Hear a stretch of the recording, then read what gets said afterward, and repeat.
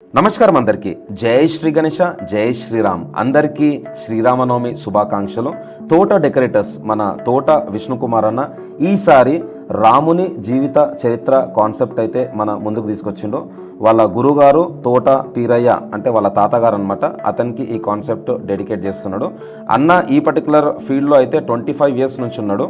60 విగ్రహాలతోని ఈ కాన్సెప్ట్ అన్న రెడీ చేయించామట. ప్రతి సంవత్సరం డిఫరెంట్ కాన్సెప్ట్స్ ద్వారా మన ముందుకైతే వస్తాడు అన్న. ఈసారి మన రామ్లల్లా విగ్రహం అయోధ్యలో విగ్రహ ప్రతిష్ఠ అయింది. అట్లనే చాలా గ్రాండ్ గా సెలబ్రేషన్స్ చేశారు. అదే విధంగా మన భాగ్యనగరంలో కూడా శోభయాత్ర ప్రతి ఫెస్టివల్ చాలా గ్రాండ్ గా చేసుకోవాలనేసి ఈ కాన్సెప్ట్ అయితే మన ముందుకు తీసుకొచ్చిండు. సో టోటల్ 60 విగ్రహాలు ఉన్నాయి. హైట్ వచ్చేసి from 6 feet to 11 feet and total length of this concept is 200 feet. And first time అయితే ఈ విగ్రహాలని ఆవిష్కరణ చేసింది మన ఎక్స్ ఎంపీ అంజన్ కుమార్ గారు.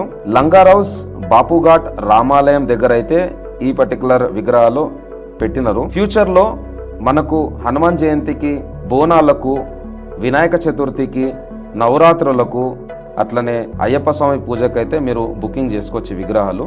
డిస్క్రిప్షన్లో నేనైతే కాంటాక్ట్ నెంబర్స్ పెడతాను. సో ఇదే లొకేషన్ అనమాట. ఇప్పుడు మనం టెంపుల్ దగ్గరకు వచ్చేస్తున్నాము. అండ్ ఇక్కడ రాహుల్ దాస్ బాబా గారు అయితే మహారాజ్ అనమాట, అతనికి కూడా సన్మానం చేస్తారు. సో అన్న పూజ చేసిన తర్వాత మీ అందరికీ కంప్లీట్ రాముని జీవిత చరిత్ర కాన్సెప్ట్ అయితే ఎక్స్ప్లెయిన్ చేస్తాను.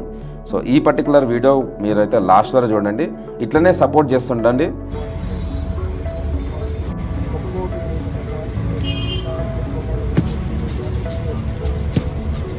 जय बोलो सीतारामचंद्र भगवान की जय, पवन पुत्र हनुमान की जय, जय लक्ष्मण भगवान की जय, भगवान की जय, राहुल दास बाबा महाराज की जय, बलवीर दास महाराज की जय,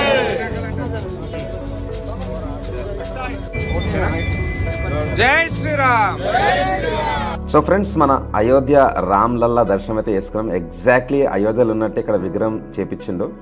మీకు ఒక్కొక్క విగ్రహం చూపించుకుంటే మీకు కంప్లీట్ రాముని జీవిత చరిత్ర ఎక్స్ప్లెయిన్ చేస్తే, ఇక్కడ విశ్వామిత్ర గురువుగారు అనమాట రామునికి లక్ష్మణునికి ట్రైనింగ్ ఇస్తున్నాడు. సీతామాత స్వయంవరంలో శ్రీరాముడు ధనుషు అయితే ఇరగొడతారు అనమాట. సో అక్కడ నుంచి వాళ్ళు అయోధ్యకి వెళ్ళి దశరథ్ మహారాజు బ్లెస్సింగ్స్ తీసుకుంటారు. నెక్స్ట్ వచ్చేసి వనవాసంకి వెళ్తారనమాట. ఇక్కడ పడవలు వెళ్తున్నారు వాళ్ళు. అండ్ దాని తర్వాత అడవిలో శూర్పణఖ ముక్కు వస్తాడు లక్ష్మణుడు. అక్కడ నుంచి అడవిలో లేడీ వస్తారు సీతామాత ఇంకా రాముడు. ఇక్కడ మళ్ళీ రావణాసుడు అపహరణ చేస్తాడు అనమాట సీతామాతని. సో నెక్స్ట్ వచ్చేసి ఇక్కడ శబరి ఫ్రూట్స్ ఇస్తుంది రామునికి లక్ష్మణునికి. తర్వాత ఒక మీటింగ్ ఉంటుంది హనుమంతునికి రాముని లక్ష్మణునికి. తర్వాత ఆయన రింగ్ ఇస్తాడు. ఆ రింగ్ తీసుకెళ్ళి లంకాలో ఇస్తాడు. లంకాలో ఇచ్చిన తర్వాత హనుమంతుడు ఇక్కడ లంకని తగలబెడతాడు అనమాట.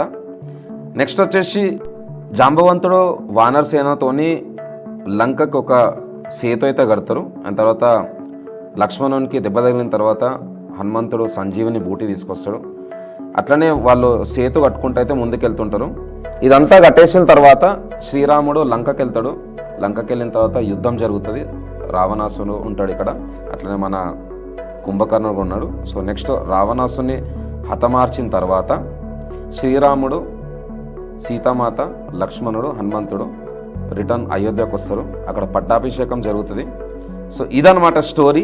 సో చాలా మంచి కాన్సెప్ట్. మీరు కూడా మీ శోభయాత్రలల్లో, మీ ఈవెంట్స్లలో ఇది పెట్టుకుంటే చాలా బాగుంటుంది. సో థ్యాంక్స్ అలాట్ అందరికీ. జై శ్రీ గణేష, జై శ్రీరామ్, జై హింద్. అందరికీ వన్స్ అగైన్ శ్రీరామనవమి శుభాకాంక్షలు. Thank you.